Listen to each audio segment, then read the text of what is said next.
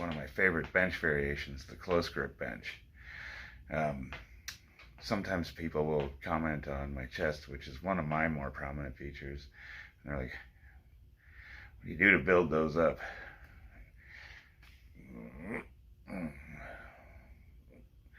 I do a lot of bench variations.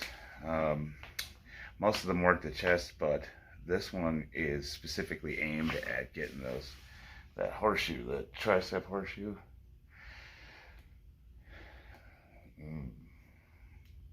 So I'm going to do a run through of the basic setup, some of the accessories for this lift, the technique, and we'll get you going so that you can start doing close grip bench, so you can add another variation to your rotation. And it is, in my opinion, one of the best tricep workouts that you can do, and it's also really easy. So you can kind of eliminate all of those fancy accessory movements like the cable pull downs and, you know, all sorts of other exercises that you see guys grinding out in the gym, and they're not really, you see them every day doing the same thing, and they're just not getting bigger. And you're like, well, he's putting the volume in and he's got a little weight on there, what's up? Well, the triceps, I found, especially for me, they respond to heavier weight. And while the accessories like cable pull downs and skull crushers are awesome, by the way, if you do them right.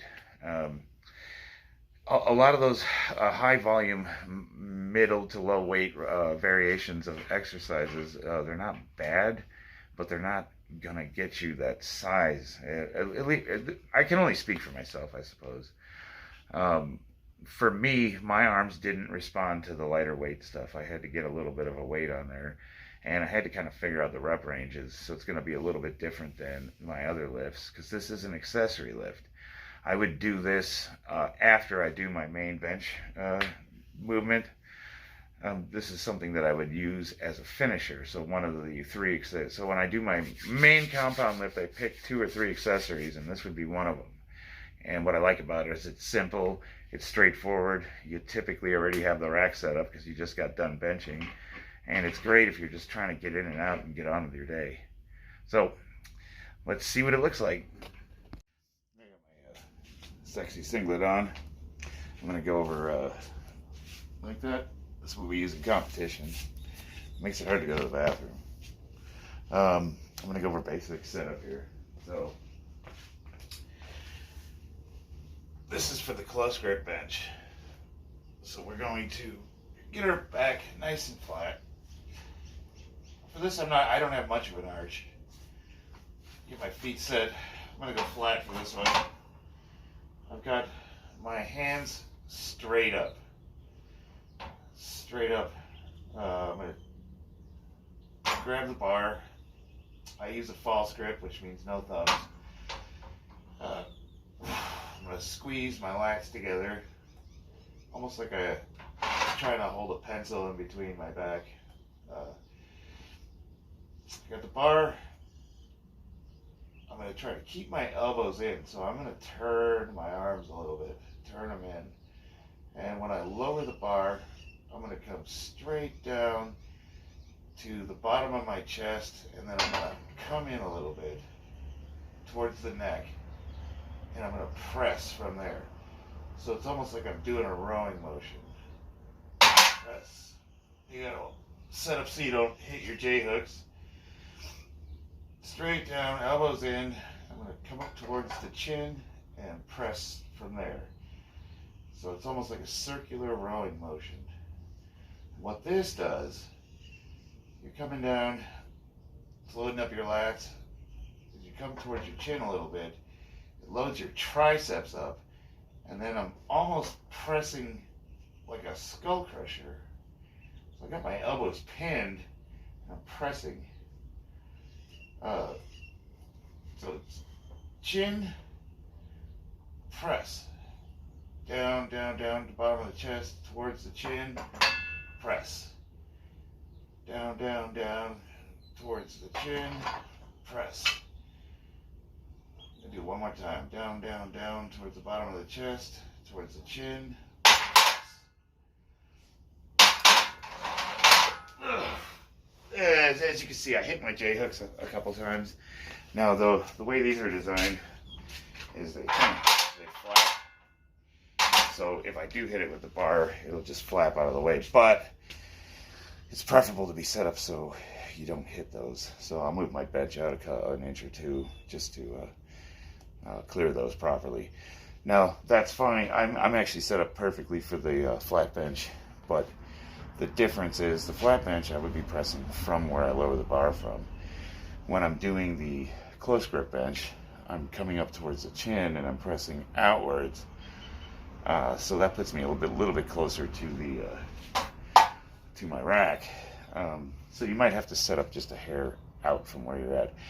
Now, keep in mind that typically for movements like this, the close grip bench, you're isolating more of your arms and you're using less of your chest and your lats, so you're not generally going to be able to press as much as you would with a standard flat bench. So we're not working with the same weights, so it's a little bit safer. This lift does have some risks. I've got these awesome face guards which prevent me from, if I were to drop the weight, it wouldn't hit me in the face. But a lot of gyms don't have that feature, so you take that into consideration. If you feel like, start with the bar. Always start with the bar. Get a feel for the movement, and then put a little bit of weight on. Don't go crazy. Say you're able to bench 225 pounds, no problem, and you might be tempted to, throw a plate or two on there and go at it. If you don't have the technique down, you could. There's always the danger that you could hurt yourself, and this is one of those ones where it's kind of like doing a guillotine press, where you could drop it on your neck. I've seen guys do that, and I've seen people get paralyzed from dropping the weight on their neck, and it doesn't take a whole lot. You just be careful. Get this down. So you're pressing, you're lowering it to your chest, and you're hinging it to the chin, and then you're pressing out. You're pressing out. See how my arms are? I'm almost like moving. I'm leading with the elbows and pressing at the same time. And you'll really feel it on your triceps. So we'll get some weight on the bar and see how it looks. I'm going to go over real quick how to properly wear wrist straps. These are Iron Rebel wrist straps. I've had them for a long time. These are a little bit shorter than what most guys compete with. I use them. They're great for your garage lifting because they're not super long. Essentially, I'm going to loop it around the thumb, and you got to make sure that the right direction is on your wrist. And I'm going to pull it high over the wrist, tight, and then I'm going to go low, and then tight, and then I'm going to go center, and it almost makes your hands curl. It's pretty tight. So it's almost like wearing a cast at that point. This will protect your wrists. It'll improve your grip, and it's been my experience that it helps me lift more. High over the wrist, low over the wrist. Oop, gotta get it tight. High over the wrist, low on the wrist, middle, Velcro. Now, a lot of guys, you'll see they have these loops on when they're lifting. That's illegal in competition. Doesn't matter for gym purposes, but I've always gotten in the habit of popping the loops. Now, what's cool about these loops is, if I can get it off, if it's too tight, it's uncomfortable, you can take this and pull it a little bit and it will loosen it up. You can also tighten it by turning it in the direction that you wrapped it, so you can adjust them a little bit. It's harder to tighten than it is to loosen, and if you loosen too much, you'll have to re-wrap them, You want to, you don't want them to hurt. You can also pull on them a little, just loosen it a hair. See, like this is digging into my palm, so I'm gonna go ahead and just tug on that hair. Good. This will kind of, if you wrap these correctly, it'll cut off your circulation. And if you wear them for a long time, your hands will start turning purple. So when you're done lifting, loosen them up. You might have to rewrap them every time you're going to lift. Now, for gym purposes, for just working out with moderate, lightweight, you don't really need to have these super tight. If you're just trying to protect your wrists, you can just wrap them so that they're comfortable. But for going heavy, you really want them solid.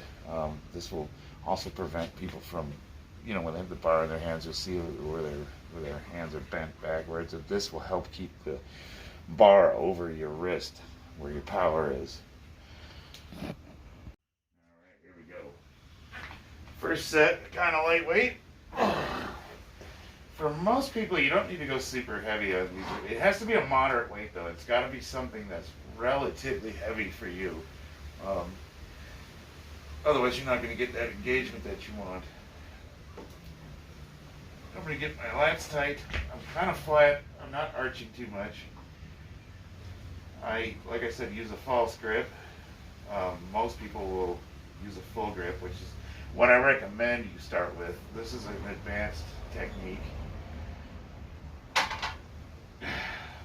down to the chest, up to the chin, out. Down to the chest, up to the chin, out. Down to the chest, up to the chin, out. Down to the chest, up to the chin, out. Slow on the descent, fire off the push. So, 1, 2, fire. 1, 2, fire. 1, 2, fire. 1, 2, fire. And once you start getting burned out, you can finish it off with just some straight presses. You got to keep those elbows in. If you flare your elbows, you're losing focus on your triceps, and it becomes more of a shoulder and a chest movement. The reason why people flare is because they're struggling with the weight, so there's a tendency to flare out and engage the rest of the muscle group. If you can't keep your elbows in and maintain proper form, you lighten the weight. You're going too heavy. Simple. All right, we got a moderate amount of weight on here now, 135 pounds. Get my setup. Squeeze the lats. You can use the rack to get your lats set. Got my feet firmly planted. For this lift, I'm not terribly concerned about leg drive because I am focused more on isolating the triceps.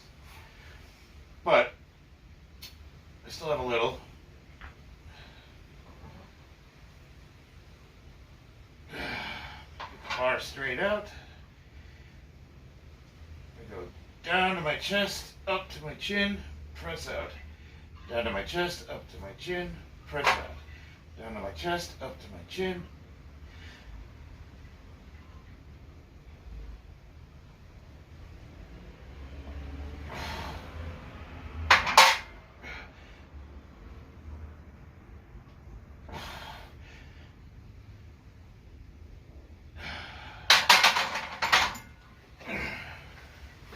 Now this does put a little bit of torque on the elbows. You'll feel that. If you're getting elbow pain, just shorten the movement a little bit. Don't go all the way over your... The farther you go, the more it's going to put torque on your elbows. And the more you'll have to rely on your elbows to perform the lift. So if you're having difficulty with that, just shorten it up a little bit so you can generate more force. But the more you can, the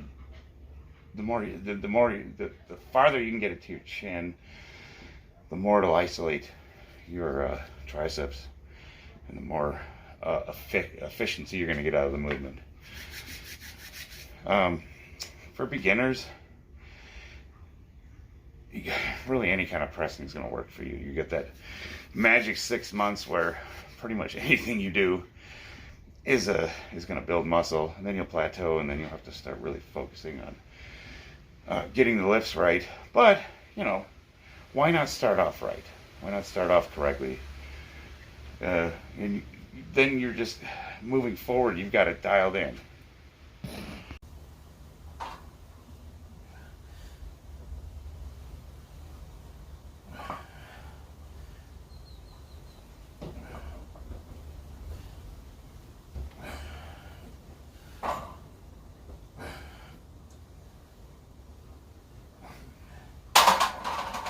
So now we're going to go over another variation of close grip benching. Since my channel's focused on individual lifting in this lockdown environment, you're working out in your garage, you don't have a spotter. The next variation of close grip bench is we're going to do close grip with a block. This thing is awesome. I love it. You can go to benchblocks.com to order one. I think they're like it's an injected piece of foam. It's hardened. It's got a little bit of cushion to it, not much. It's pretty stiff. It probably cost them like 10 cents to make this, and they charge I think like $60. But it is worth it. What this allows me to do is it keeps the bar, it shortens the range of motion.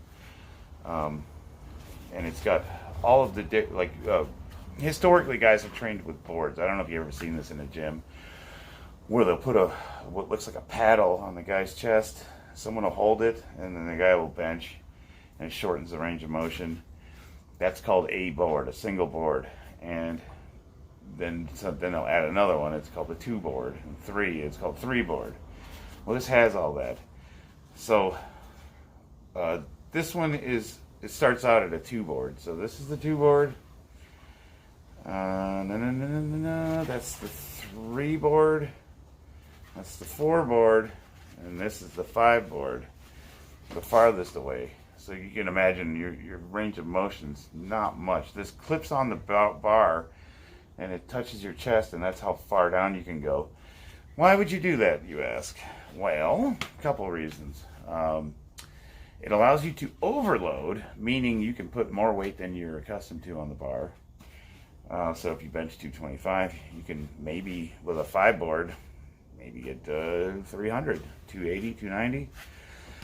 And you can rep that out. That gets you, there's a lot of benefits to that. One of which, it gets you used to handling the weight. It trains your central nervous system. This is a useful tool if you're weak. If your weak point in your lift is the top end, this will train your top end. There's other tools that are used to train if you're weak at your bottom end. That's bands, chains. You can use a Duffalo bar, which is curved so that your range of motion's increased. But this is for your top end. Top end and overloads now, but what it's great for close grip benching is if I use a 2 or a 3 board, I can really focus on just the triceps. It'll really load the triceps, and you get that awesome pump out of it. So when I'm using this, I'm not doing the chin motion. I'm going to do a traditional close grip bench. Same thing. I'm going to lock it out, and I'm going to come down, and that board's going to stop me, and I'm just going to keep tension on the bar and rep it out. Slow down, quick up, slow down, quick up. We'll demonstrate.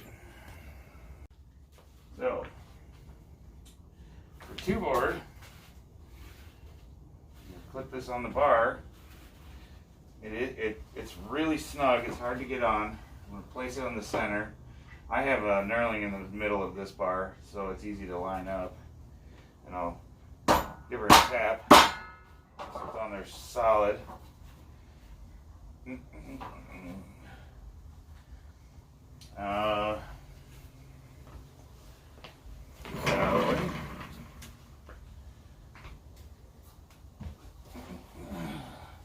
much the same setup. Get on the bar, squeeze the lats. Now for this bench, I'm going to get a little more of an arch, and I'm going to have leg drive. The way leg drive works is if you're flat-footed, you're going to push this way while you're lifting. So the bar's locked out, you're going to push with your legs. I have heels up when I compete, so I'll get under it, and I'm pushing down in the same direction. So I'm pushing down towards the floor with my heels, and I'm moving my back in this direction, or my butt rather.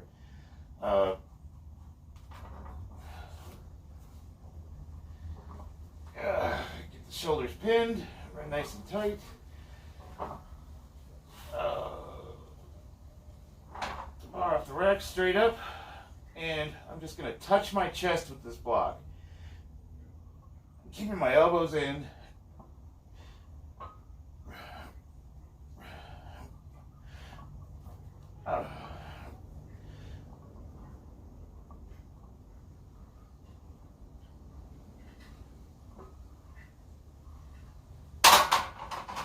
Now, I got the bar, I'm grabbing it. I'm focused on rotating. I'm crushing the bar with my fingers, and I'm even turning my hands in a little bit. Trying to maintain nice and tight. And as you're pressing, you'll notice you'll have a tendency to start getting sloppy and your elbows moves out. Then just make sure you think about it, move them in. Try to keep those elbows locked in, and that'll focus on your tricep. Another thing I like to do after each set of those is when I'm done, for like 15 seconds, I will squeeze my muscles as hard as I can. I'm just focused on tightening up as much as I can. And then I'll release. I mean, you can even do a couple sets of those. Just squeeze them as hard as you can. And loosen up. Rest. Wait for your next set.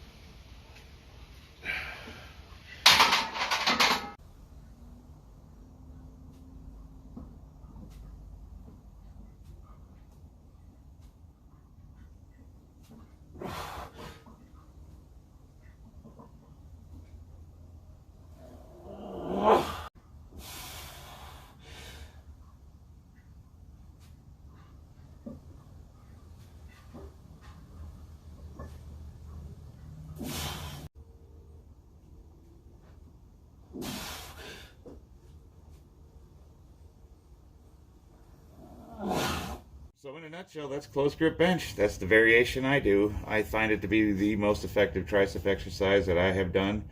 It's what's worked best for me. I see a lot of guys, including myself, they spend a lot of time doing cable pulls and different presses and dumbbell kickbacks, and you know, they're doing all of the little accessories, all the high rep, lightweight stuff. And I found that the triceps really respond to more of a higher, moderate to heavy weight. And you can do both. You don't have to throw away your cable pulls or your skull crushers. Actually, the skull crusher is an outstanding exercise, and I'm going to do a video about that. The weighted dip is another one that I found to be super effective. What you need, though, in my opinion, and this is what's worked for me, is you got to have a few go-to exercises that are effective that you can rotate. The law of diminishing returns. So essentially, your body will learn to adapt to movements that it has to do repetitively. So if you're doing the same movement all the time, regardless, at a certain point, even though you're going heavier, you're trying to get more reps, you're trying to work harder than you did previously, eventually your body's going to adapt to that movement, and it's your central nervous system is going to adapt to it. Your body will recruit muscle fibers for that movement, and you're going to have diminishing returns on the effectiveness of the movement. So I found that the plateau for me starts about in that 4 to 6 week range. So every 4 to 6 weeks, I want to rotate my accessories so that, you know, I'm switching things up and I'm getting overall better results. So I have a handful of go-to exercises for accessories that I like to rotate every 4 to 6 weeks. And that one, as I mentioned, that would be weighted dips, skull crushers. Sometimes I'll do the presses with dumbbells, and I'll switch my grips around. It can be something as little as, if you're benching with a shoulder width grip, maybe you move it out a little bit or move it in a little bit. You change something. Maybe you start doing inclines, declines. Throw those in there. But this is the number one for me. This is my number one go-to tricep exercise. And I really hope you found this video to be helpful. If you did, I would appreciate it if you subscribed and shared this video. If you're into fitness, if you're into weightlifting, and you think that this video is going to be beneficial to anybody who's starting out, share it with them. I would like to get this out there and maybe expand this channel a little bit.